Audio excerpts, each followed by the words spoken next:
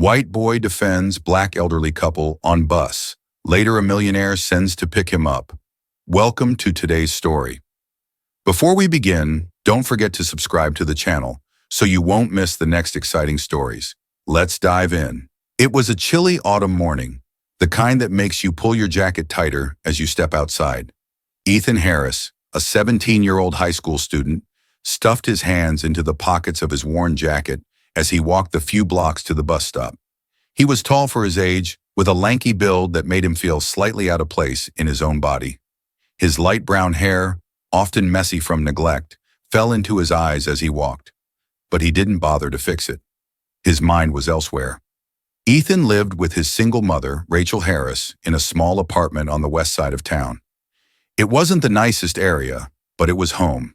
His father, a firefighter, had died 5 years earlier in a tragic accident, and since then, life had become a grind. Rachel worked 2 jobs, during the day at a grocery store and at night as a waitress, to keep the lights on and food on the table.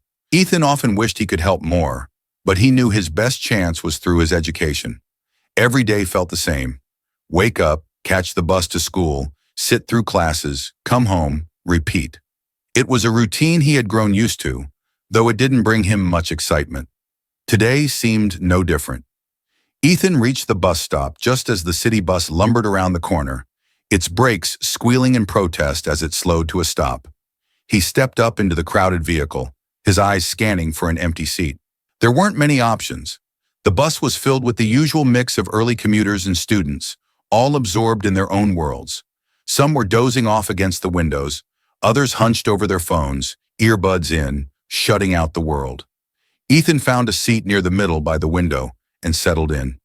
He stared out at the passing streets, watching the city wake up around him.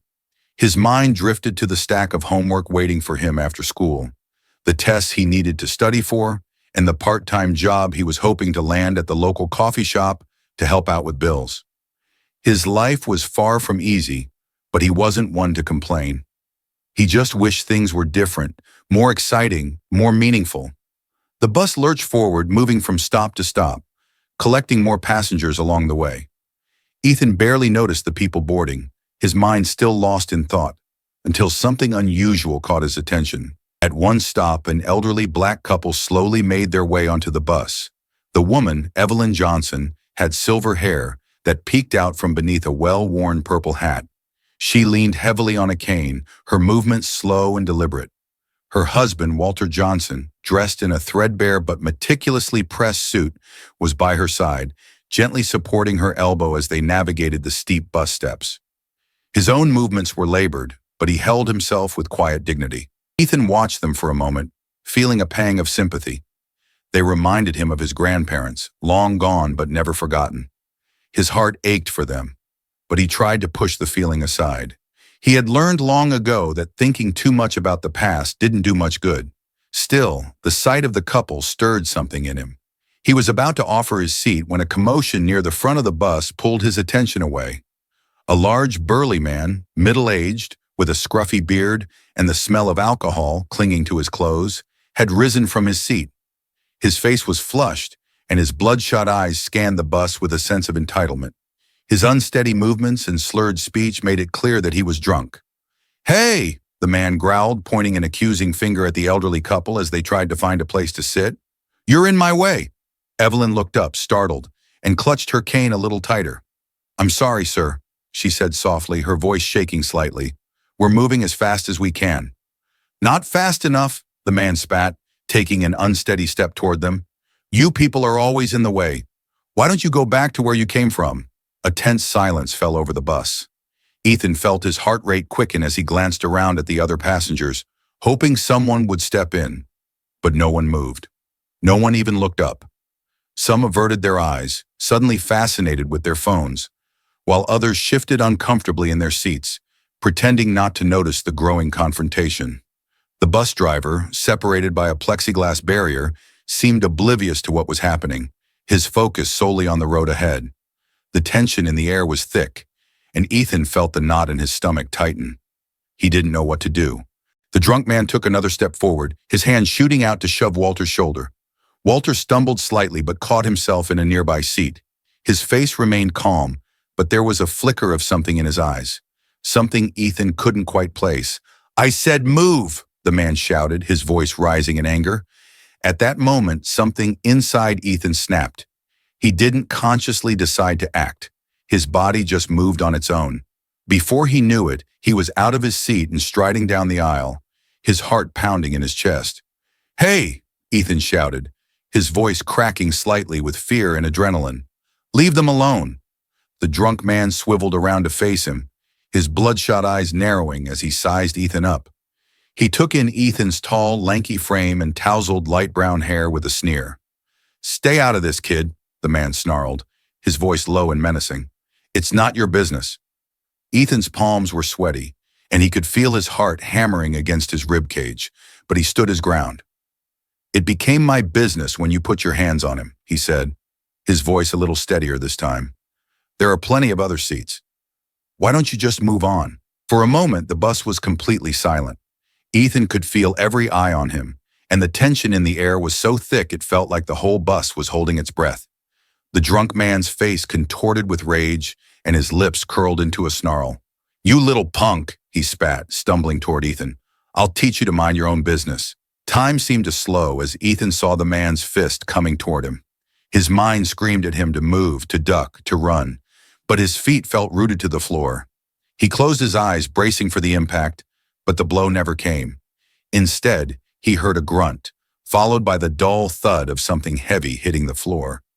Ethan opened his eyes and saw the drunk man sprawled on the floor of the bus, groaning in pain. Standing over him was Walter, his cane raised like a weapon. "I may be old," Walter said, his voice firm despite a slight tremor, "but I've been breaking up bar fights since before you were born, son." The bus erupted into cheers and applause. The tension that had filled the air moments earlier evaporated, replaced by a sense of relief and admiration for Walter's unexpected act of bravery. Even the passengers who had remained silent before now clapped and cheered as if they had been waiting for someone to step up and take control of the situation. The bus driver, finally aware of what was happening, pulled the vehicle over to the side of the road and called the police. As they waited for the authorities to arrive, Ethan helped Evelyn and Walter to a seat. His hands were still shaking from the adrenaline coursing through his veins, but he felt a strange sense of calm settling over him. "Thank you, young man," Evelyn said softly, reaching out to pat Ethan's hand. Her touch was gentle, and her eyes were filled with gratitude. "You were very brave." Ethan felt his cheeks flush with embarrassment. "It was nothing," he mumbled, looking down at his feet. "I just couldn't stand by and do nothing." Walter, who had taken a seat beside his wife, looked at Ethan with a piercing gaze. There was a quiet intensity in his eyes that made Ethan feel like the older man could see right through him. "Nothing?" Walter said, his voice steady but firm. "No, son. What you did today was far from nothing. You stood up when no one else would. That's everything." Ethan didn't know how to respond. He had never thought of himself as brave or courageous. He was just a regular kid trying to get through life one day at a time. But something about Walter's words struck a chord deep within him. Maybe for the first time in his life, he had done something that mattered. After the police left, the bus driver resumed the route, and the rest of the ride passed in a blur. Ethan found himself staring out the window again, but this time his mind was racing with a whirlwind of emotions. The cheers from the other passengers and Walter's words played on repeat in his head. He still couldn't fully grasp what had just happened.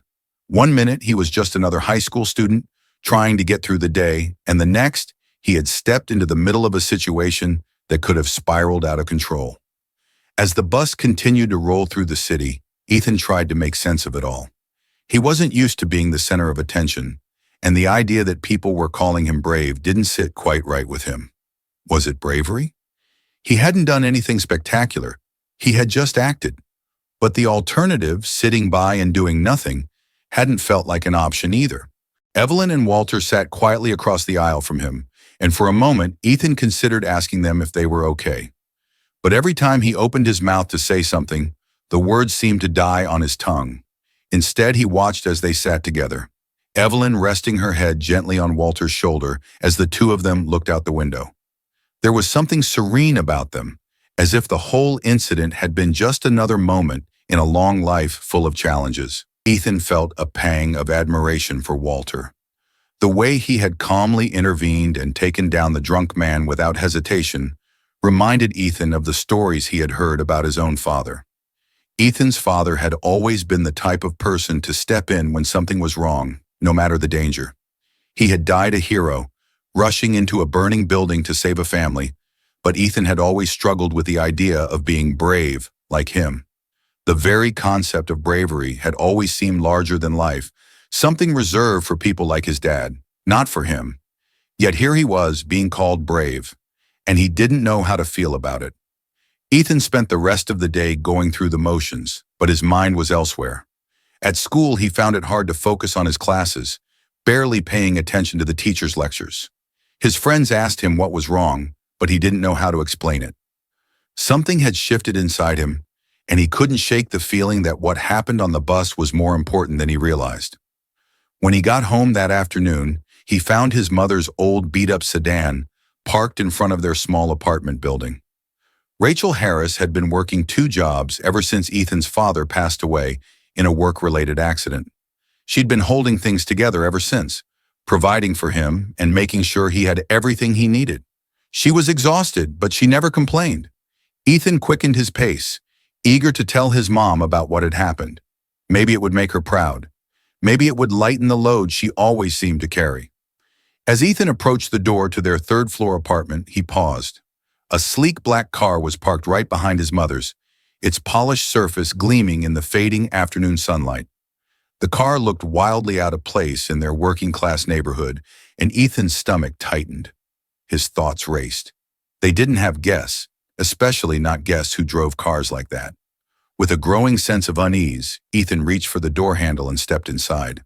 The moment he opened the door, he heard voices. His mother's voice, soft but tense, drifted from the small living room. She sounded confused. Another voice, a man's voice, deep and authoritative, followed. "Not here to cause any trouble, Mrs. Harris. I'm just here to talk to your son." Ethan froze. Who could possibly be looking for him? His mind raced through all the possibilities, but none of them made sense. Taking a deep breath, Ethan stepped into the living room. His mother stood up immediately when she saw him, worried written all over her face. Next to her was a tall man in an impeccably tailored suit, looking completely out of place in their modest apartment. "Jason," Rachel said quickly, using Ethan's middle name, which she did when she was nervous. "This is Mr. Robert Caldwell. He's here to talk to you about what happened on the bus this morning." Ethan blinked in surprise. "How do you know about that?" Mr. Caldwell smiled, but there was something unreadable in his expression. "Let's just say word travels fast when it comes to certain people," he said, stepping forward and extending his hand. "Robert Caldwell. I represent Mr. Marcus Green." The name didn't ring any bells for Ethan. He shook the man's hand but remained wary. "I'm sorry, but who's Marcus Green?" Caldwell's smile widened slightly. "Mr. Green is one of the wealthiest men in the state. He sent me here to invite you to his estate. Your mother is, of course, welcome to join." Rachel stepped closer to Ethan, placing a protective hand on his shoulder. "I'm sorry," she said, her voice polite but firm, "but we don't know you or this Mr. Green. Why would he want to talk to my son?" Mr. Caldwell reached into his jacket pocket and pulled out a business card. He handed it to Rachel. "I completely understand your caution.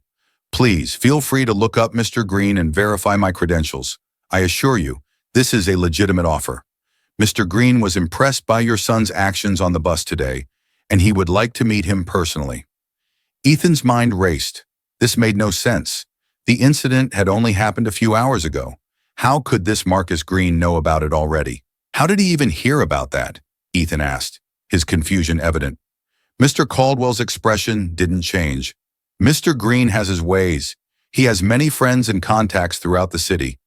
The important thing is that he simply wishes to thank you in person." Rachel and Ethan exchanged looks. It was an absurd proposition to get into a car with a stranger and meet a mysterious millionaire they'd never heard of. But something about Mr. Caldwell's calm demeanor and professionalism put them at ease. And Ethan, despite his misgivings, couldn't shake the feeling that this was something he needed to do. Later that evening, Ethan and his mother sat in the back seat of the sleek black car as it glided through the city streets. The ride was surreal. They left behind the familiar streets of their neighborhood and entered parts of the city Ethan had only seen on television. Grand houses with sprawling lawns, gated estates, and luxury cars parked in long driveways. Everything looked foreign and unattainable. The car eventually slowed as it approached a pair of tall, wrought iron gates. They swung open as if by magic, and the car continued up a winding driveway, lined with perfectly manicured trees. As they neared the house, Ethan's jaw dropped. The mansion before him looked like something out of a magazine, massive, elegant, and imposing. Stone and glass formed the outer structure, and the windows gleamed in the fading light of the late afternoon. When the car finally stopped at the front entrance, Ethan saw a figure standing on the steps. It was an older man, perhaps in his 60s, with silver hair and piercing blue eyes. Despite the warm day, he wore a three-piece suit that probably cost more than everything in Ethan's closet combined. The man smiled as they approached, the corners of his eyes crinkling with warmth. "Good evening," he greeted them. "I'm Marcus Green. You must be Ethan and Rachel Harris. It's a pleasure to meet you both. Please come inside." The interior of the mansion was even more impressive than the exterior. Priceless artwork adorned the walls, and a massive crystal chandelier hung from the ceiling, casting rainbows across the marble floor. Ethan couldn't help but gape at the luxurious surroundings. It was a world far removed from his reality. Marcus led them into a comfortable sitting room, gesturing for them to take a seat on a plush leather sofa. He sat across from them, his hands steepled in front of him, his gaze warm but serious. "I'm sure you're wondering why I've brought you here," Marcus said, leaning back in his chair. Ethan nodded. "Does it have something to do with what happened on the bus?" Marcus's eyes twinkled. "Precisely. You see, Ethan, the elderly couple you defended today, Walter and Evelyn Johnson, are very dear friends of mine. Almost like family, really. They told me what you did, and it touched me deeply." Ethan's mouth fell open in surprise. He glanced at his mother, who looked equally shocked. Marcus continued, his gaze growing distant as he spoke. "In fact, your actions reminded me of something that happened to me many years ago. When I was about your age, I witnessed a mugging. An old man was being attacked, and everyone else just turned away. But I couldn't. I stepped in and fought off the mugger." He paused, a small smile tugging at the corners of his lips. "That old man turned out to be a retired business tycoon. He took me under his wing, became a mentor to me. That's how I got my start in business." Ethan leaned forward, intrigued. The story seemed unreal, like something out of a novel. "So you wanted to thank me for helping your friends?" Ethan asked. Marcus nodded, but there was something more in his expression. "Yes, but more than that. I saw in you the same spark I had when I was your age. A willingness to do what's right, even when it's difficult. That's rare, Ethan, and it's valuable." He leaned back in his chair, steepling his fingers once again. "So I have a proposal for you. I understand you're considering college?" Rachel spoke up, her voice hesitant. "We've been looking at options, but the cost—" Marcus waved a hand dismissively. "Say no more. I'd like to offer Ethan a full scholarship to any college of his choice." The room fell into stunned silence. Ethan felt like the wind had been knocked out of him. He looked at his mother, who seemed equally speechless. "A full scholarship?" Marcus wasn't finished. "Additionally, I'd like to offer you an internship at my company during the summers. If you prove yourself capable, there could be a job waiting for you after graduation." Ethan's mind reeled. Was it too much to take in a full scholarship, an internship, and a potential job? It felt like a dream. Rachel found her voice first. "Mr. Green, that's incredibly generous, but why?" "You don't even know us." Marcus leaned forward, his expression serious. "Because, Mrs. Harris, the world needs more people like your son. People who are willing to stand up for what's right, even when it's inconvenient or dangerous. I've been blessed with wealth and influence. It's my responsibility to use those resources to nurture the kind of character I see in Ethan." Ethan's thoughts swirled. A full scholarship? An internship? A potential job? It was too much, too fast. He wasn't sure he could handle the pressure, but as he looked into Marcus Green's eyes, he saw something deeper. This wasn't just a gift, It was an opportunity, and it came with expectations. "Mr. Green," Ethan said slowly, his voice barely above a whisper, "I don't know what to say. This is incredible, but I need to think about it. I need to talk it over with my mom." Marcus nodded approvingly. "Of course. Take all the time you need. My offer stands regardless of your decision." As they left the mansion that evening, Ethan's head was spinning. He had stepped into a world he never knew existed, a world of wealth, power, and possibility. But it was also a world of obligation and expectation. He knew that accepting Marcus Green's offer would change his life forever. The rest of the week was a blur for Ethan. The incident on the bus and Marcus Green's life-altering offer played on an endless loop in his mind. It felt like he had entered a strange, new reality, one where nothing made sense. At school, he found it hard to concentrate on anything. The teachers' voices drifted in and out, their words bouncing off him like they were part of some distant world.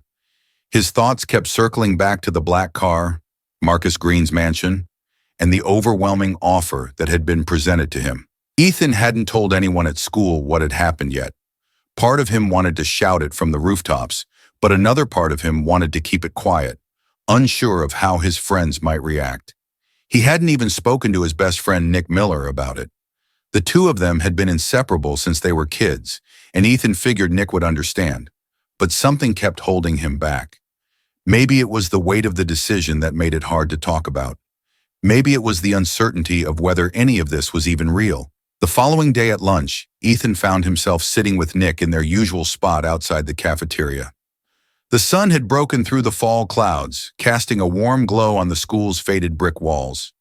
Ethan fiddled with the edge of his sandwich wrapper, barely touching his food. Nick took one look at Ethan and knew something was off. "What's up, man? You've been spaced out all day," he said, chewing on a slice of pizza. Ethan hesitated. How could he even begin to explain? "It's nothing," Ethan mumbled. But then the words just spilled out before he could stop them. "Actually, no, it's not nothing. Something happened a few days ago. Something huge." Nick raised an eyebrow, curiosity piqued. "Huge? Like what? You get into a fight or something?" Ethan shook his head, then launched into the story. He told Nick about the bus ride, the confrontation with the drunk man, how he had stood up for the elderly couple, and then the bizarre encounter with Robert Caldwell. He described Marcus Green's mansion in detail, the opulence of it all, and finally, the incredible offer, a full scholarship to any college and a summer internship at Marcus Green's company. When Ethan finished, Nick was silent for a moment, processing everything he had just heard. Then he let out a low whistle. "Whoa, dude, that's insane," he said, shaking his head. "So you're telling me you stood up to some drunk guy on a bus, and now some rich dude wants to give you a scholarship and a job?" "Pretty much," Ethan said, still unsure how it all made sense. Nick leaned back, his mind clearly spinning. "That's crazy, but it's also awesome. You're lucky, man. This could change everything for you." But Ethan trailed off, unsure how to express the doubts swirling in his mind. "It's just a lot. I didn't do anything special. I just did what anyone would have done." Nick gave him a skeptical look. "Nah, most people wouldn't have done what you did. You stood up when no one else would. That takes guts." Ethan sighed, still conflicted. "I don't know, Nick. What if I mess this up? What if I can't handle it?" Nick shrugged. "You won't know unless you try, right? Besides, this is like a once-in-a-lifetime thing. I'd say go for it." Ethan nodded slowly, but the pit in his stomach remained. He wanted to believe Nick, but the pressure of living up to Marcus Green's expectations weighed heavily on him. It wasn't just about the scholarship or the internship. It was about everything that came with it, the responsibility, the potential, and the fear of failing. That night, as Ethan sat at the small, worn kitchen table, he could hear the sound of his mother moving around the apartment. She was in her usual routine, making dinner, cleaning up after a long day at work, and preparing for her night shift at the diner. Ethan watched her for a moment, noting how tired she looked. Her movements were slower than they had been when he was younger, and the lines on her face had deepened over the years. It had been just the two of them since his father died. Rachel Harris had done everything she could to keep their heads above water, sacrificing her own needs to make sure Ethan had what he needed. But it hadn't been easy. Their apartment was small, cramped, and they barely made ends meet most months. There was always something that needed fixing, the leaky faucet, the rattling heater, the worn-out furniture. Ethan cleared his throat, breaking the silence. "Mom, can we talk for a minute?" Rachel turned around, giving him a tired smile. "Of course, sweetheart. What's on your mind?" Ethan hesitated, unsure how to start. "It's about the offer from Mr. Green." Rachel's smile faded slightly as she pulled out a chair and sat down across from him. "I've been thinking about that too," she admitted. "It's such a generous offer, but I can tell it's weighing on you." Ethan nodded, feeling a knot of anxiety tighten in his chest. "It's just, what if I'm not good enough? What if I can't handle the pressure? This is so much bigger than anything I've ever dealt with before.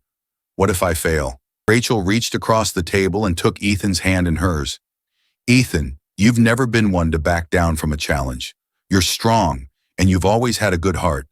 I know this feels overwhelming, but I believe in you. You've already proven that you're capable of standing up for what's right, even when it's hard." Ethan looked down at their joined hands, her words soothing some of the fear gnawing at him. "But what if I let everyone down?" Rachel squeezed his hand gently. "You won't. And even if things get tough, you don't have to do this alone. I'll always be here for you, no matter what. You've earned this opportunity, Ethan. Don't let fear stop you from taking it." Her words sank in, and for the first time, Ethan felt a sense of clarity. Maybe he didn't have all the answers, but he knew he couldn't walk away from this chance. It wasn't just about him anymore.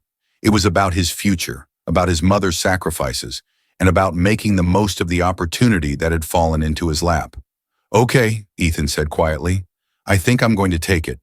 Rachel smiled, relief and pride evident in her eyes. "I'm so proud of you, sweetheart. This is just the beginning. I know you're going to do great things." Ethan's first day at Cooper Enterprises was nothing short of surreal. The company headquarters was a sleek glass building that towered over the city's business district. Ethan had never seen anything like it.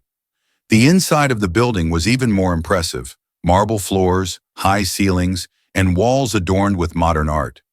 It felt like a different world from the one he had grown up in. He adjusted his tie nervously as he waited in the lobby. He had never worn a suit before, and the one he was wearing now felt stiff and uncomfortable. His mother had bought it for him from a discount store, and while it wasn't designer, it was enough to make him look the part. Still, standing in the middle of all this opulence, Ethan couldn't shake the feeling that he didn't belong.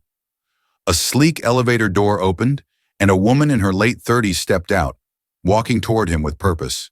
She was tall and slender, with dark hair pulled into a tight bun and a no-nonsense expression on her face. "Ethan Harris?"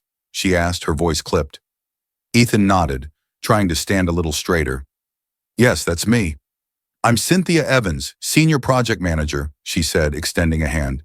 "You'll be working under me during your internship."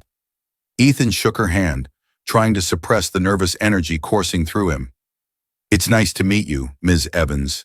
Cynthia gave him a once-over, her sharp eyes taking in his appearance.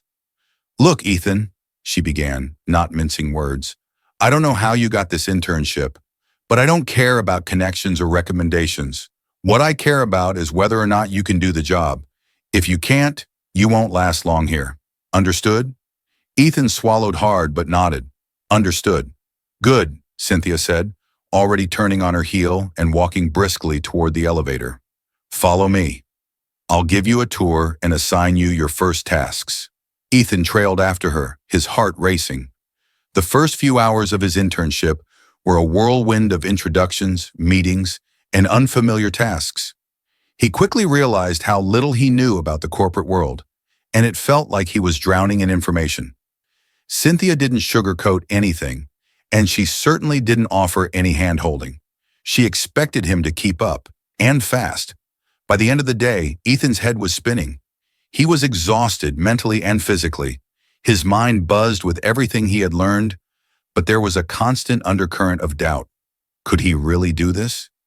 Could he really keep up in a place like Cooper Enterprises? As he left the building that evening, the city lights flickering to life around him, Ethan took a deep breath. He had made it through his first day, but there were many more to come. He couldn't afford to fail. Not after everything Marcus Green had done for him. Not after his mother had sacrificed so much. The following weeks were a test of endurance. Each day brought new challenges, new responsibilities, and new stress. Ethan found himself staying late at the office, trying to keep up with the demands of his internship while also juggling his coursework at the prestigious university he had enrolled in. The scholarship had lifted the financial burden of college, but it hadn't made things any easier academically. Ethan's life became a delicate balancing act. His days were filled with meetings, presentations, and learning the ins and outs of Cooper Enterprises, while his nights were spent poring over textbooks and completing assignments. The pressure was relentless, and it wasn't long before Ethan started to feel the strain. The corporate world was different from anything he had ever experienced. It was fast-paced, competitive, and cutthroat. Cynthia, while fair, was tough. She expected perfection and had little patience for mistakes. Ethan worked hard to meet her expectations, but there were days when he felt like he was barely keeping his head above water. Despite the challenges, Ethan pushed through. He wasn't going to give up. Not after everything Marcus Green had done for him, but the stress began to take its toll. He found himself staying up late into the night, trying to finish assignments, and then dragging himself out of bed early in the morning to get to the office on time. He barely saw his friends, and his social life had all but disappeared. Ethan's performance at Cooper Enterprises was strong, but internally he was starting to feel burned out. The weight of the expectations on him was growing heavier, and he began to wonder if he could really keep this up in the long term. Still, he refused to quit. He had come too far to turn back now. Ethan's life had transformed into a relentless grind. Each morning he woke up feeling the weight of expectations on his chest, and every evening he collapsed into bed, completely drained from the day's demands. The internship at Cooper Enterprises was more challenging than he could have imagined, and the academic workload from his university classes seemed never-ending. Still, he soldiered on, determined not to fail. Cynthia Evans, his supervisor, was demanding and perfectionistic, rarely offering praise and quick to point out mistakes. Ethan respected her drive and dedication, but the lack of positive feedback gnawed at his confidence. He had managed to stay afloat so far, but every day felt like a battle to prove himself worthy of the opportunity he had been given. The fear of failure loomed large over him. Every time he stumbled, whether it was forgetting a minor detail in a presentation or struggling to meet a deadline, that nagging voice in his head whispered that he wasn't good enough for this world, that he didn't belong. One evening, after a particularly grueling day at the office, Ethan sat at his desk in his cramped apartment, staring at the pile of textbooks and papers that lay before him. His head was spinning from hours of back-to-back meetings, and he hadn't even started on the assignments he needed to complete for his classes. His eyes burned from exhaustion, and his hands trembled as he tried to focus. He pushed his textbooks aside and buried his face in his hands, feeling the crushing pressure building up inside him. He had to succeed. For his mom, who had sacrificed so much. For Marcus Green, who had taken a chance on him. For himself, so that he could escape the life of struggle and uncertainty that had defined his childhood. But the weight of it all felt unbearable. He wasn't sure how much longer he could keep going like this. As the weeks went by, Ethan's role at Cooper Enterprises continued to grow. Cynthia had started to trust him with more responsibilities, assigning him to work on larger projects with more visibility. This should have felt like a victory, but instead, it added to overwhelming pressure. The stakes were higher now, and every task came with the expectation that he would deliver flawless results. One Friday morning, Cynthia called Ethan into her office. As he entered, she was sitting behind her sleek glass desk, flipping through a thick stack of reports. "Ethan, I've got a new project for you," she said, not looking up from the papers. Ethan braced himself, trying to hide his nerves. "What is it?" Cynthia finally looked up, her gaze sharp. "We're preparing a proposal for a high-profile client. They're considering switching to our firm for their financial services, and if we land this deal, it'll be one of the biggest contracts of the year. I need you to help prepare the presentation for the client meeting." Ethan's heart pounded in his chest. This was a huge opportunity, far bigger than anything he had worked on before. "I won't let you down," he said, trying to keep his voice steady. Cynthia nodded, but there was no softness in her expression. "I know you won't." but I need you to understand how important this is. This client could make or break our quarterly results. There's no room for error. Ethan swallowed hard. He nodded again, feeling the pressure settle even more heavily on his shoulders. He left Cynthia's office with a thick binder of documents and a head swimming with anxiety. This was his chance to prove himself, but the fear of failure loomed larger than ever. Over the next week, Ethan threw himself into the project. He stayed at the office long after most of his coworkers had gone home, poring over spreadsheets, financial projections, and market data. His apartment became a secondary workspace, with papers and charts spread across every available surface. He barely slept, pushing through the exhaustion with endless cups of coffee and the constant reminder that he couldn't afford to mess this up. But the more he worked, the more the doubts crept in. What if he missed something? What if the presentation didn't meet Cynthia's impossibly high standards? What if, despite all his hard work, the client walked away? The day of the client presentation arrived, and Ethan stood in the sleek, modern conference room, watching as the high-profile executives filed in. The air was thick with tension.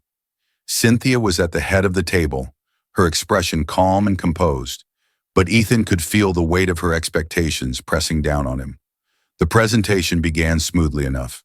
Cynthia outlined the company's proposal with the precision and confidence that Ethan had come to expect from her. As she spoke, Ethan's heart raced, waiting for the moment when she would turn the floor over to him. Then it happened. Cynthia glanced in his direction, signaling that it was time for him to present the financial analysis he had spent the past week preparing. Ethan took a deep breath, stepped forward, and began speaking. His voice was steady at first, but as he moved through the slides, the pressure began to mount. His palms were sweaty, and his throat felt dry. He had rehearsed this presentation a dozen times, but now, standing in front of the powerful executives who would decide the fate of the deal, the weight of it all threatened to overwhelm him. He glanced at Cynthia, hoping to find reassurance in her gaze, but her expression remained unreadable. The executives watched him intently, their faces impassive, and Ethan's nerves spiked. As he reached the midpoint of his presentation, something went wrong. One of the slides didn't load properly, and the numbers on the screen were jumbled. Ethan's stomach dropped. He tried to recover, explaining the data from memory, but he could feel the momentum slipping away. His words stumbled, and the clarity he had felt just moments ago began to fade. The room seemed to close in on him. The weight of the stares, the silence that followed his mistake, and the realization that he might be failing in front of everyone hit him like a wave. Ethan finished the presentation, but by the time he sat back down, his confidence was shattered. Cynthia thanked the executives for their time and led them out of the room, her expression still unreadable. Ethan remained seated, staring at the blank screen, his heart heavy with the realization that he had blown his chance. He had worked harder than ever before, but it hadn't been enough. After the presentation, Cynthia called Ethan into her office.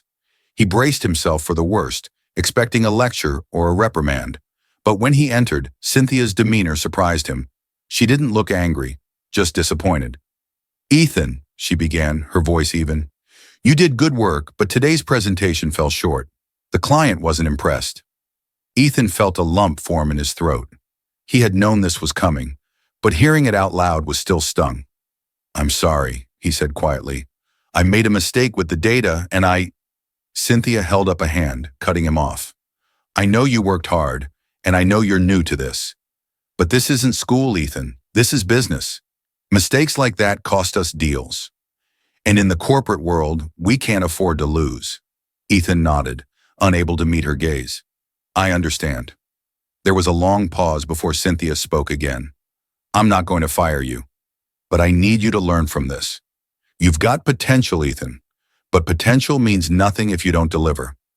I need to know that you can handle the pressure, because it's only going to get tougher from here." Ethan swallowed hard, his mind racing. He had been given a second chance, but the pressure was mounting. Could he really handle this? Could he survive in a world where one mistake could ruin everything?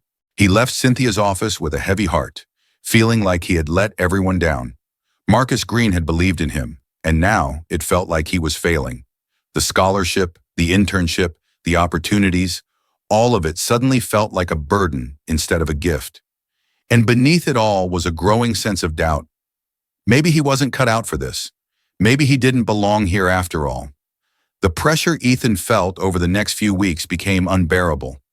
The incident with the presentation had left him shaken, and although Cynthia had given him another chance, the disappointment in her voice still echoed in his mind. Every day, he replayed the moment in the conference room, analyzing each mistake, each stumble, convinced that he was doomed to fail again. As Ethan continued to juggle his responsibilities at Cooper Enterprises with his demanding coursework, the cracks in his confidence began to deepen. He worked harder than ever, pushing himself to the brink of exhaustion. He stopped spending time with friends, ignored Nick's texts, and distanced himself from his classmates. His life became an endless cycle of work, study, and sleep, with no room for anything else. One particularly brutal day at the office, Ethan found himself staying late, long after most of his colleagues had gone home. Cynthia had assigned him another important project, a financial report for one of the firm's major clients, and the deadline was looming.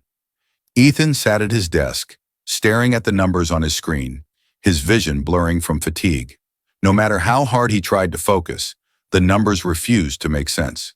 His mind was clouded with anxiety, and the fear of making another mistake weighed heavily on him. Every time he thought about failing again, his stomach churned with dread. The office was quiet, the only sound the faint hum of the fluorescent lights overhead. Ethan glanced around the empty room, feeling more alone than ever. His thoughts spiraled downward, filled with doubts that had been festering for weeks. What if I'm not good enough? What if I'm not cut out for this? The overwhelming sense of inadequacy threatened to crush him. He hadn't spoken to Marcus Green since the initial offer, but the pressure of living up to the man's expectations gnawed at him every day.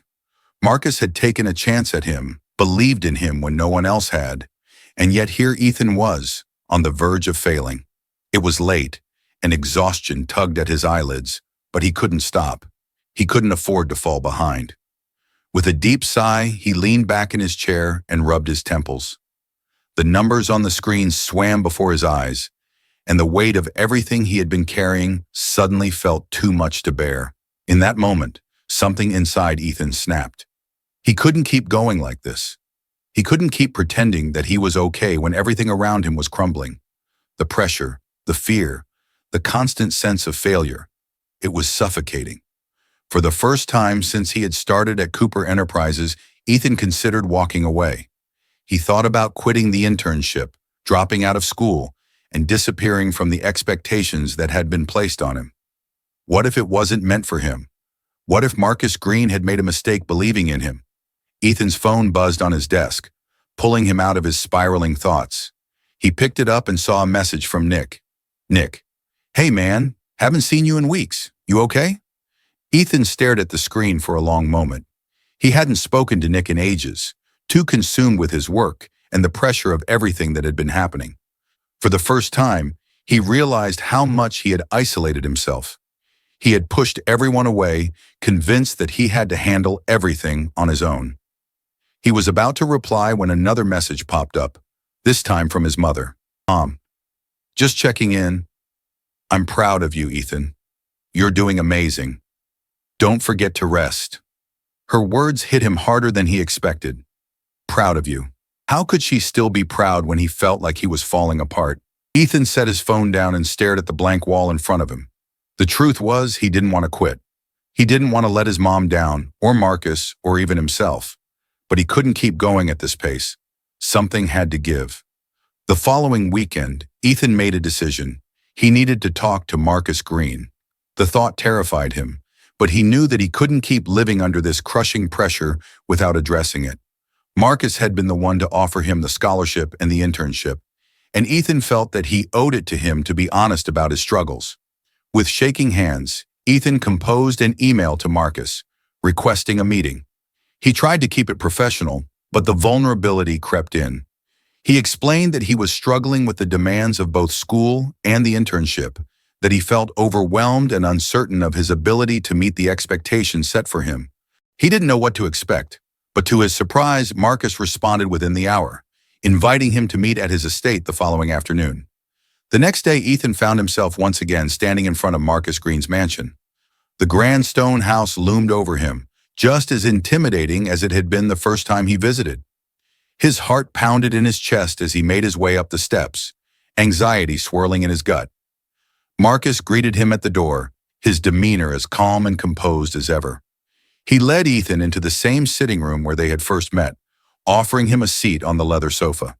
The atmosphere was relaxed, but Ethan's nerves were still on edge. "I'm glad you reached out, Ethan," Marcus said, sitting across from him. "What's on your mind?" Ethan took a deep breath, trying to steady himself. "Mr. Green, I wanted to thank you for everything you've done for me. The scholarship, the internship. It's more than I could have ever dreamed of. But," he hesitated, searching for the right words, "I'm struggling, a lot." Marcus's expression remained thoughtful, but he didn't interrupt. He simply waited for Ethan to continue. "I've been working so hard to keep up," Ethan said, his voice barely above a whisper. "But it's too much. The pressure, the expectations. I'm afraid I'm going to fail. I've already messed up at work, and I'm falling behind in my classes. I don't know if I can do this." There. It was out. The fear, the doubt, the overwhelming weight of everything he had been carrying. Marcus leaned forward slightly, his piercing blue eyes focused on Ethan. "Ethan," he began, his voice gentle but firm, "I didn't offer you this opportunity because I expected you to be perfect. I offered it because I saw something in you, something that goes beyond grades or job performance. I saw courage, integrity, and the ability to rise to a challenge." Ethan swallowed hard, his heart racing. "I understand that the pressure is immense," Marcus continued, "and it's okay to feel overwhelmed. But I want you to know that I don't expect you to do this alone. No one succeeds on their own, Ethan. Everyone needs support, and it's important to ask for help when you need it." Ethan blinked, surprised by Marcus's words. He had expected to be told to push harder, to toughen up. But instead, Marcus was offering him something entirely different, understanding. "I've failed many times in my life," Marcus said, a small smile tugging at the corners of his lips. "More times than I can count. But each failure taught me something valuable. It's not about avoiding failure. It's about how you respond to it." Ethan felt a lump in his throat. "I don't want to let you down," he admitted, his voice cracking slightly. Marcus shook his head. "You haven't let me down. Far from it. The fact that you're here, being honest about your struggles, shows that you have the strength to grow from this. You don't need to be perfect, Ethan. You just need to keep going." The words hit Ethan like a wave of relief. For the first time in weeks, the crushing weight on his chest seemed to lift, if only slightly. He had been carrying the burden of perfectionism, convinced that he had to succeed at all costs. But Marcus's words made him realize that the path to success wasn't a straight line. It was full of setbacks, mistakes, and growth. After the meeting with Marcus, Ethan felt a renewed sense of clarity. He had been pushing himself too hard, expecting perfection when what he really needed was balance. The pressure he had been feeling wasn't going to disappear overnight, but he now understood that he didn't have to face it alone. Ethan decided to reach out to Nick. They hadn't spoken in weeks, and he realized how much he missed his friend's presence. Nick had always been the one to ground him, to remind him not to take life too seriously. Ethan sent him a message apologizing for going MIA and asking if they could hang out. Nick's reply came almost instantly. "Nick, about time, man. Let's grab some food. I've missed you." That evening, Ethan and Nick met up at their favorite diner, a small, greasy place they'd been going to since they were kids. Sitting across from Nick, Ethan felt a sense of normalcy return to his life. For the first time in what felt like forever, he wasn't thinking about work or school. He was just Ethan. As they ate, Ethan opened up to Nick about everything that had been happening. The pressure, the fear of failure, the overwhelming expectations. Nick listened quietly, nodding to understanding. "Man, I get it," Nick said when Ethan finished. "You've been carrying a lot, but I'm glad you finally reached out. You don't have to do this alone." Ethan nodded, grateful for Nick's support. "I know. I got caught up in everything. I didn't want to bother anyone." Nick chuckled. You're not bothering anyone. We're your friends. We're here for you, dude." The weight on Ethan's shoulders lifted even more. For so long, he had been trying to carry everything by himself, convinced that asking for help was a sign of weakness. But now he realized that it wasn't weakness, it was strength. With a renewed sense of purpose, Ethan threw himself back into his work at Cooper Enterprises. But this time, he approached it differently. He gave himself permission to ask for help when he needed it, to take breaks when the pressure became too much, and to accept that he wouldn't always get everything right. Cynthia, though still demanding, noticed the change in Ethan. She saw that he was more focused, more balanced, and that he wasn't letting mistakes derail him. Slowly but surely, he earned her respect. Ethan also began to reconnect with his classmates, realizing that he wasn't the only one struggling to balance school and work. He joined study groups and reached out to professors when he needed clarification, something he had been too proud to do before. The turning point came when Ethan was assigned another high-profile project, this time a proposal for a new client that had the potential to bring significant business to Cooper Enterprises. Instead of panicking, Ethan approached the project with a level head, applying everything he had learned from his previous mistakes. He worked closely with Cynthia and his colleagues, collaborating with the team to ensure that every detail was perfect. And when the day of the presentation came, Ethan walked into the conference room with confidence, not because he expected to be perfect, but because he knew he had done his best. The presentation went smoothly, and by the time it was over, the client was impressed. Cynthia gave Ethan a rare smile of approval, and for the first time, Ethan felt like he truly belonged to Cooper Enterprises. Despite the turning point Ethan experienced after his conversation with Marcus Green, the weight of expectation didn't fully disappear. The pressures of both the internship and school continued to push him to his limits. While he had begun to find balance and strength in asking for help, the reality of living up to the enormous opportunity Marcus had offered him still lingered heavily in the background. A few months into his second semester at university, the workload started to catch up to him again. The long hours at Cooper Enterprises, combined with demanding assignments, left him perpetually exhausted. Ethan often found himself staring at his computer screen late at night, the numbers and words blending into a haze as sleep deprivation clouded his mind. What made things worse was that, despite his best efforts, he wasn't always excelling. His grades had slipped slightly, and the constant barrage of work from the internship left little time for rest. Ethan was starting to feel like no matter how hard he worked, there was always something he wasn't doing well enough. One particular evening, after a long day at the office, Ethan returned to his apartment and collapsed onto his bed without even bothering to change out of his work clothes. He stared up at the ceiling, feeling a deep sense of weariness settle over him. The thoughts swirling in his mind were darker than usual. For the first time in a long time, Ethan questioned whether this path was the right one for him. He thought about his mom, who had sacrificed so much for him. He thought about Marcus Green, who had given him a chance that most people could only dream of. And he thought about himself as the boy who had simply stood up for what was right on a bus, not knowing that it would change his life forever. But now, that same boy was barely holding it together. As Ethan continued to push himself, he found himself becoming more isolated from the people around him. His friendship with Nick had suffered, despite his best efforts to reconnect. Whenever they did hang out, Ethan couldn't fully enjoy the time with his friend. His mind was always somewhere else, back at the office, thinking about the next deadline, or at school, worrying about his grades. Nick noticed the change, and although he didn't say anything, Ethan could feel the growing distance between them. At Cooper Enterprises, Ethan had proven himself capable, but the corporate environment was beginning to wear on him.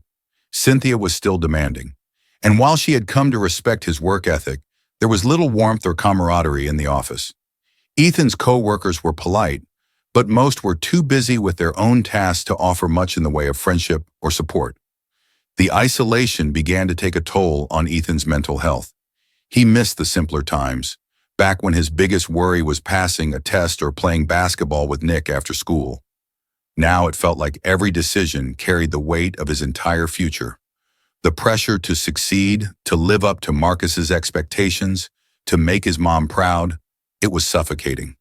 Ethan found himself withdrawing more and more, keeping his struggles to himself.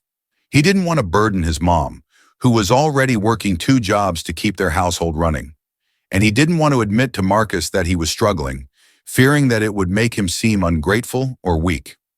The breaking point came during a particularly stressful week at work.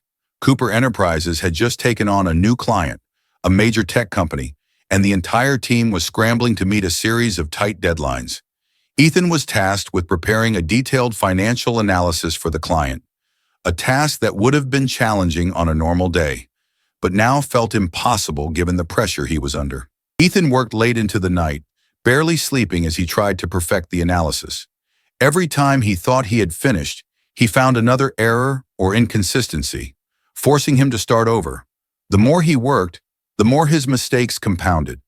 His brain felt foggy from lack of rest, and his hands trembled from the constant intake of caffeine. By the time the deadline approached, Ethan was running on fumes.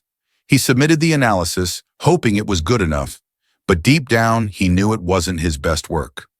The next day, Cynthia called him into her office. Her expression was grim, and Ethan's heart sank as he sat down across from her. "Ethan," she began, her voice sharp, "the analysis you submitted was below standard. There were multiple errors, and I had to spend the entire morning fixing them before we sent it to the client." Ethan's stomach twisted in knots. He had known it wasn't perfect, but hearing Cynthia's disappointment was like a punch to the gut. "I understand that you're under a lot of pressure," Cynthia continued, "but this is unacceptable. You're better than this. I expect more from you." The words hit harder than Ethan expected.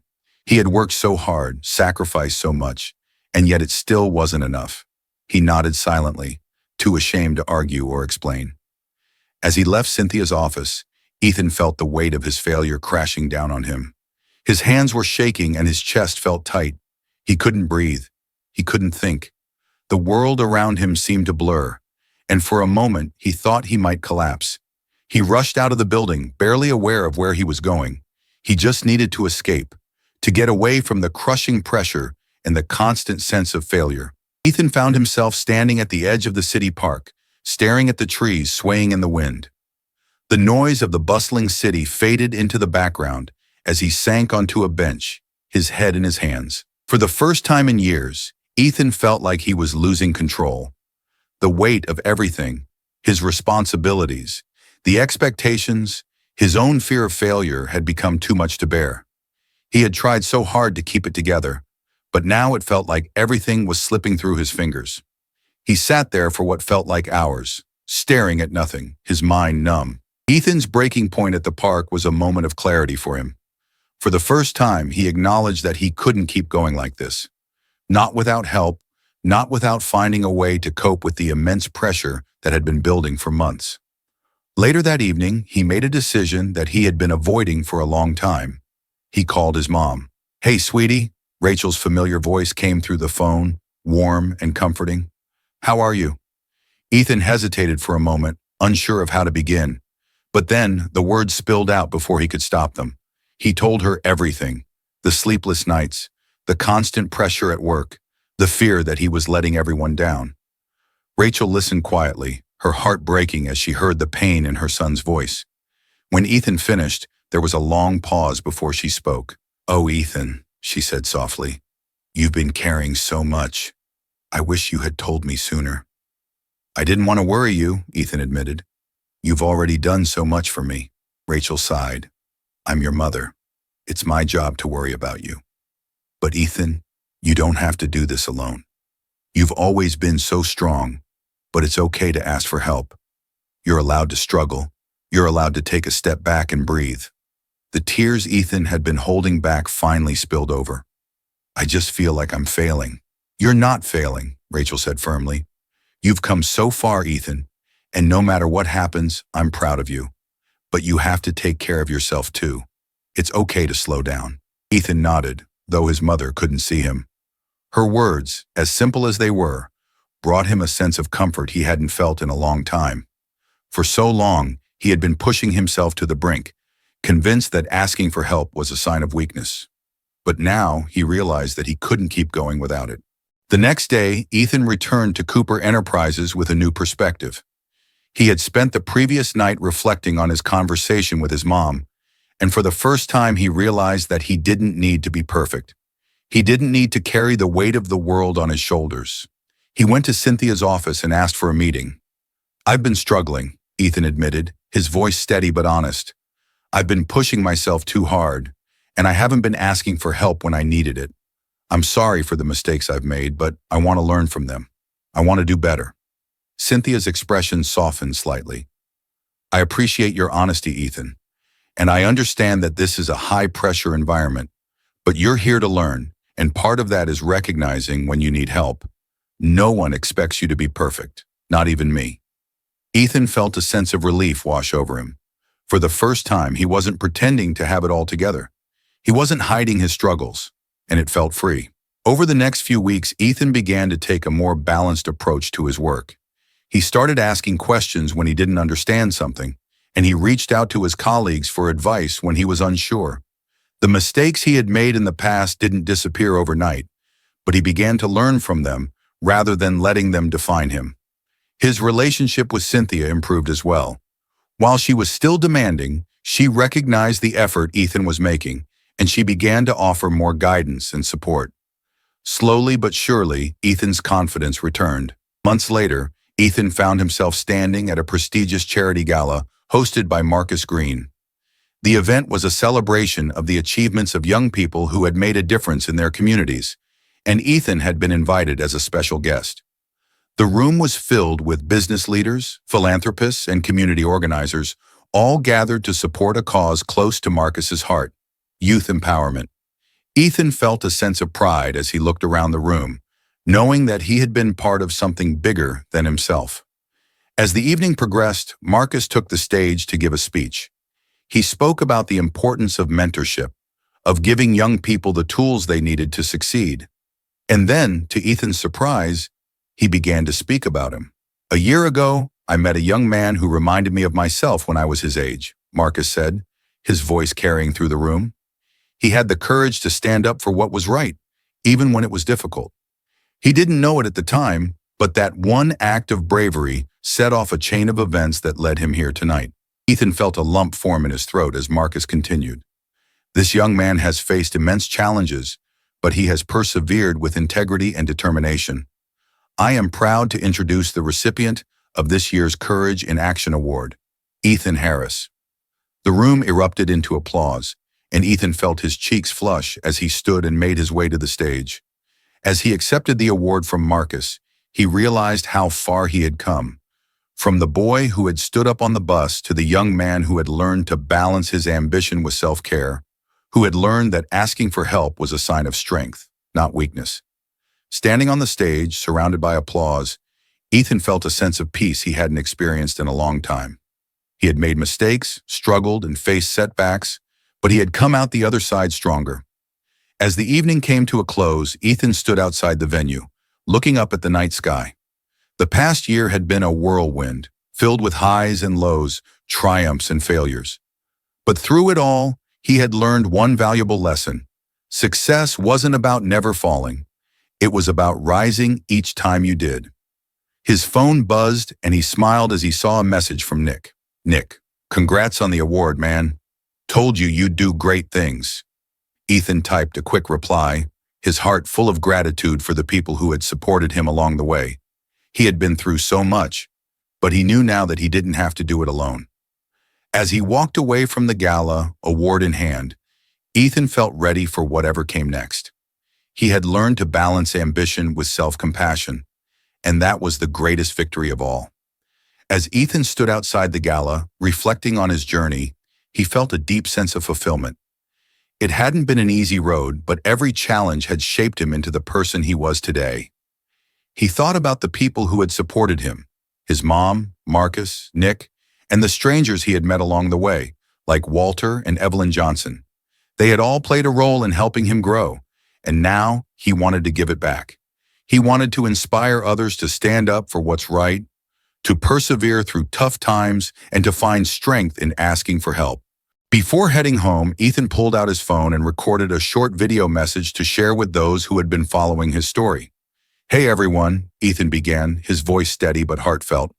"I just wanted to take a moment to thank all of you for your support over the past year. It's been an incredible journey, full of challenges and lessons I never expected. But through it all, I've learned that success isn't about being perfect. It's about having the courage to keep going, even when things get tough. He paused, gathering his thoughts before continuing. If my story has resonated with you, if you believe in standing up for what's right and pushing through the hard times, I'd love for you to join me on this journey. Please subscribe to our channel, where we share stories of courage, perseverance, and the power of kindness. Together, we can build a community that inspires each other to make a difference. Ethan smiled at the camera, feeling a sense of peace washed over him. Thanks again for being part of this. I hope to see you soon. And remember, even the smallest act of bravery can create ripples of change.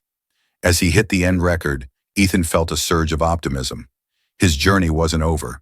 It was just beginning, and he knew that the support of his community, both online and in real life, would continue to lift him up.